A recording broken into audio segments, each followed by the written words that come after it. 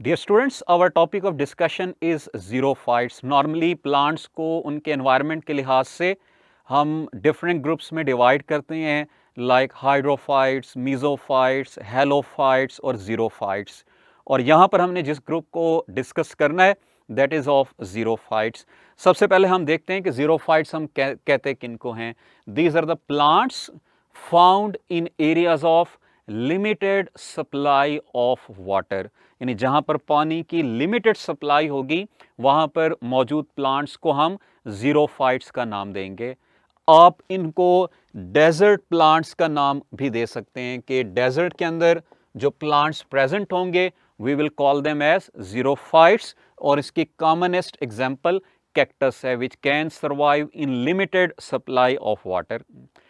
अब इस एरिया के अंदर सरवाइव करने के लिए इन प्लांट्स में क्या क्या अडेप्टेशंस मौजूद होती हैं, या ये प्लांट बाकी एनवायरनमेंट्स के प्लांट से कैसे डिफरेंट होंगे, उसको हम देख लेते हैं। We will move towards the adaptations.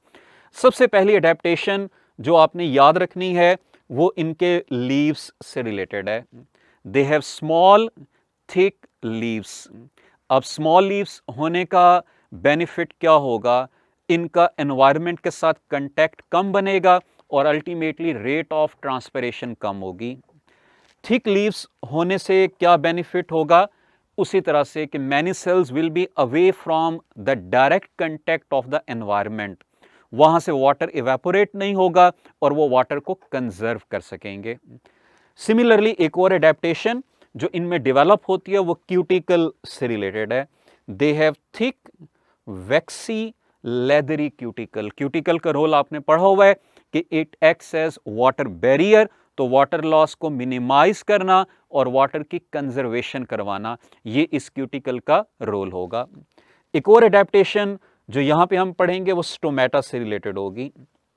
एक तो आपने याद रखना है कि they have less number of stomata.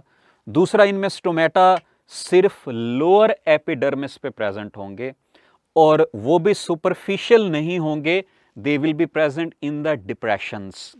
तो स्टोमेटा के कम होने का, लोअर एपिडर्मिस पे होने का और डिप्रेशंस में होने का बेनिफिट क्या होगा, ultimately rate of transpiration will decrease, इनसे वाटर लॉस डिक्रीज हो जाएगा।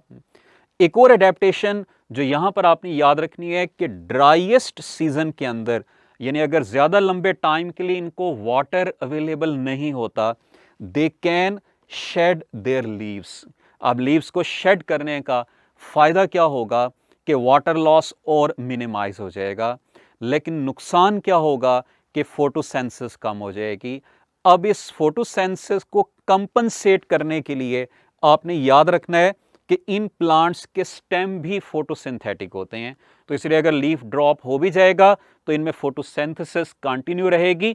और अब फोटोसिंथेसिस कौन कर रहे होंगे, स्टेम कर रहे होंगे। यहां पर आपने याद रखना है कि जो स्टेम है उनके लिए टर्म हम यूज करते हैं सकुलेंट स्टेम की।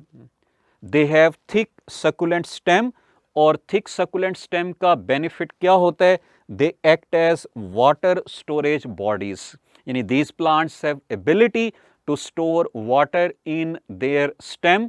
तो आपने याद रखना है कि यहाँ पे जो एडेप्टेशंस हैं ये दो चीजों के लिए, एक वाटर लॉस को कम करना और दूसरा वाटर की कंजर्वेशन करना। So that was all about ज़ीरोफाइट्स।